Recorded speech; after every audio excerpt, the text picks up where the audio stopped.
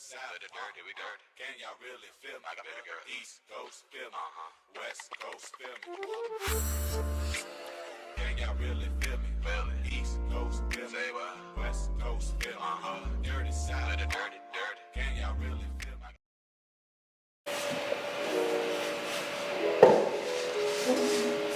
Hey you guys, what's up? Welcome back to my YouTube channel. So if you didn't know, I recently moved into my first ever apartment. We are doing very grown things. I thought it was only fitting that my first official video in my apartment be an apartment 101. What I learned is hard out here, is ghetto out here.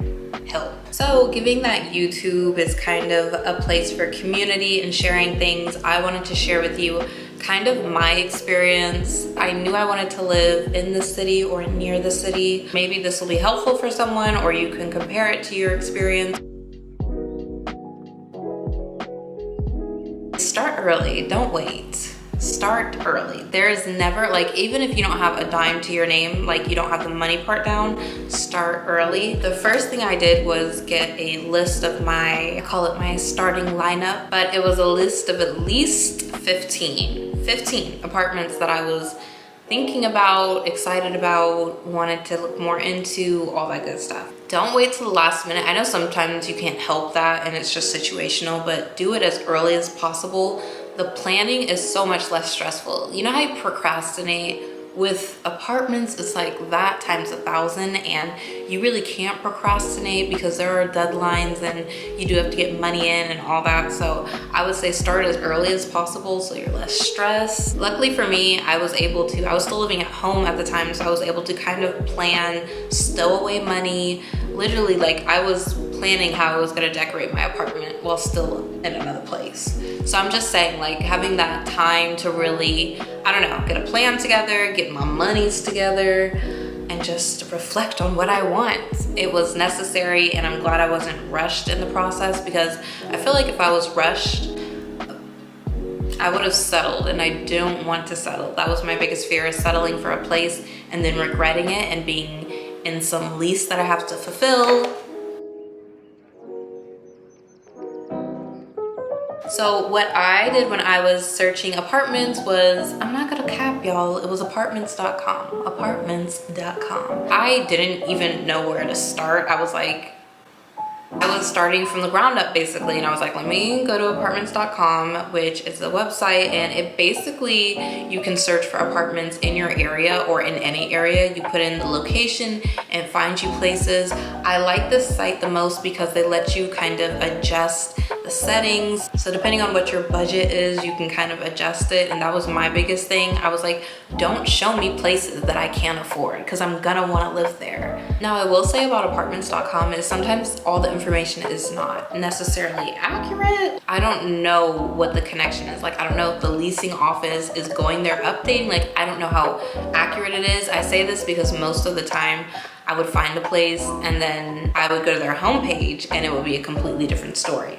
Which leads me to my next tip, is go to the apartment homepage. Apartments.com I feel like is a great way to get started, just so you can see, I don't know, kind of like a mass amount of apartments all in one. Going to an apartment complex's homepage, I just feel like they have updated information. I would find their homepage because their homepage usually has a lot more pictures and floor plans. Okay, so next is, after you find your roundup and you have your list, it's making sure your amenities are covered. So amenities are basically the perks. What can you give me? What are you doing for me? So with amenities, I guess it's gonna be different for every person. I will just go and tell you what I was looking for. I wanted a balcony. That wasn't a deal breaker. I just say that mostly because I know that eventually I am gonna get a dog. So I was like, I wanna have an outside space where my dog can be. I wanted a place with a washer dryer connect. I wanna be able to do my laundry in my apartment. And you would think, or I guess you would assume, that all apartments come with those amenities, and they don't. So that's why you have to check and make sure. Also, a fitness center, having a gym at your apartment complex saves a lot of money. I mean, apartment gyms are never great, fantastic. Some are. The ones I've seen, there are some nice ones in Atlanta. let me tell you. But those are the really expensive ones, the ones that are out of my tax bracket. But I did want at least some type of fitness center. As long as it had weights and an elliptical, treadmill, you know, the basic stuff, I was like, it's fine. The last amenity I want to talk about before we move on is trash valet. Something called trash valet, which is just as it's described, and it's basically for the trash. Like, people will come pick up your trash and take it away. Amazing. My place doesn't have that, and it was something I didn't think about that. Like, I did not give that a second thought. I'm fine with it because, I mean, it is what it is, but that is something to take into account too, in case you're really bougie. But all of the amenities should be listed on the apartment homepage, or again, if you're using a site like apartments.com, it'll be listed there too. Okay, my next tip is going down into the lane of your surroundings and your protection. Big deal for me. I'm a very paranoid person to begin with. I'm also just like, I've never lived on my own, so I wanted to make sure that the place I was living was safe. Safety is always the move. One of the things for me that mattered, and I guess this kind of goes back to the amenities lane, but I wanted to make sure that it was a gated community. There were a lot of communities I checked out that weren't gated, and it's not the gate. It's not. But I noticed communities that did have a gate, it was just a certain type of atmosphere, and that's all I can say. There were so many places I viewed, like the price was right, like, because I was not trying to pay. Let me tell you, I was trying to pay as little as possible, but I realized the less money you pay, like, you're getting what you pay for. And that was the sad truth. And I was like, I'm either gonna have to pay a little bit more for my own comfort, or sacrifice a little comfort and pay a little less. But something I would do if they were gated or if they weren't, I would try to find a way to get in and just drive around the neighborhood, not in a sketch way or anything, just like, hey future neighbor, what's good? Honestly, I just wanted to check out the surroundings, just kind of see what it was like. Not only that, it was the fact that there was trash on the ground when I drove through. Like, that's a big deal. Little things like that, it's just like, because I've seen how that can build up. I've seen how one piece of litter can turn into garbage bags of trash, and I don't know. I don't really care about the outside appearance of the apartments specifically to me. I mean, I want it to look decent, but I'm not gonna harp on that. But I'm like, if I see trash on the ground and stuff like that, that just tells me it's not like well kept, and that, I don't know, that lets me know that maintenance not doing their job. And then my last sort of part on surroundings is that I wanted to make sure it was close to a Kroger's, a Walmart, a Target. I don't mind, and I guess this is everyone's personal preference, I don't mind driving, I would say like 15 minutes is kind of that's like my, I won't go past that. And I wanted places that were gonna be close. Like the Kroger that I go to, it's about like 5 minutes away, and I love that. I got lucky with that. That was not a deal breaker. I was just looking for places within my price range. I got lucky with that, but I will say that is something definitely that I wish I had considered more, because I was like, what if there hadn't been a Kroger nearby? Especially in Atlanta, like, you're not necessarily close to a traditional Kroger. It's gonna be a smaller Kroger, it's gonna be bunched into some plaza, like, it's just gonna be different and a different experience. I definitely was not looking to live in the city, like some apartments that are like right next to Piedmont Park or like right above the Atlantic Station. And I'm like, city life, I get that part. I don't know if I'd like to live like in the middle of the city like that. Preference. So what would happen is I would find a place that I would love. I'd find a place within my price range. I would find pictures. I thought it looked great.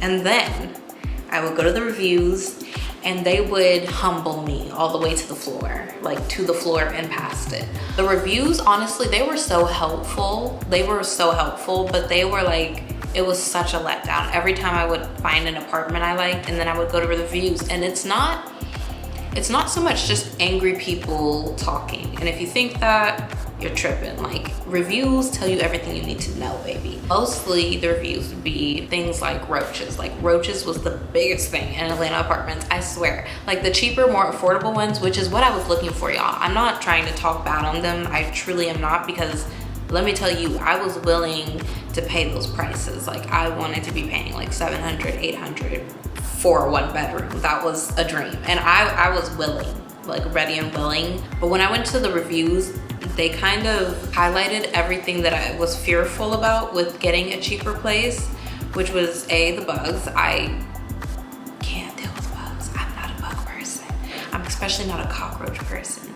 And it's not just killing them, because a lot of the reviews, people were saying things like they needed like pest control to come, because there were just like clusters of roaches and like just everywhere. They would just talk about them being in the cabinet, in the kitchen. And I was like, even reading the reviews, my skin was crawling. And I was like, I cannot imagine moving into a place and not even having the chance to like decorate and everything, because I have to worry about pests and spraying down for the bugs. The other thing that a lot of people would complain about would be the maintenance team, which is a big thing for me, because it's like your maintenance team or your staff on site, they're supposed to help you. Basically, when something goes wrong, they're supposed to come and fix it for you. So you want to make sure that those people, they're prompt about replying back to you. We have a system where we put in a ticket, and then, you know, of course, they're gonna get to it when they can. They have a whole complex to take care of. But in my experience so far, they've been very prompt with answering me back. They leave an invoice, like they're just very professional about it all. A lot of the reviews I saw before, they were very much the opposite, where they were saying, they would put in requests like 4 or 5 times and no one would answer it. And I was like, unacceptable. Because I'm just like, what if you really need something? Like one of them was like the toilet wasn't working, or there was leaking coming from the ceiling, like just all kinds of stuff that it's not the vibe. And then lastly, communication.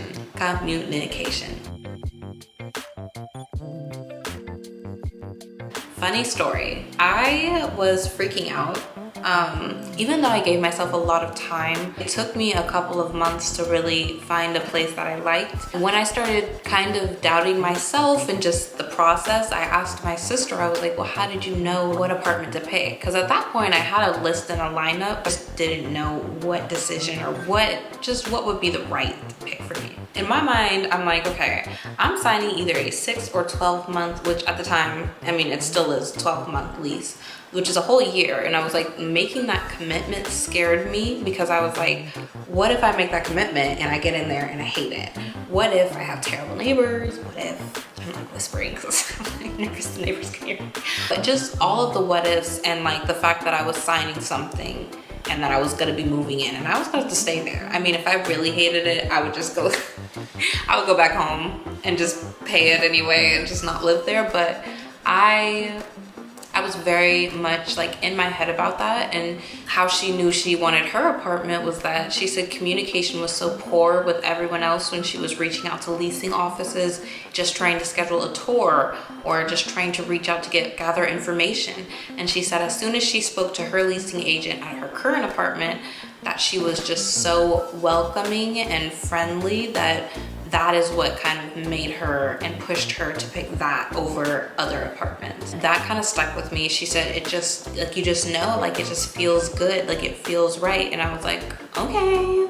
I kind of was like, all right. And I really hadn't had that feeling yet about any of the places that I saw. There were just some that I was like, okay, it's in the right price point and it's in the right area, I guess, so it's fine. But yeah, it was just like she described it. I remember getting on the phone with the leasing agent and she was just so helpful, direct with me. Like, I don't know what is in the water with these leasing agents. It's like they feel like car salesmen to an extent. It's like they will all give you the runaround. They don't want to tell you what's actually available. Sometimes they'll lie and say that something's available and then it's not. Sometimes the website won't be up to date. Like, it was just so much miscommunication that it makes you not want to lease there.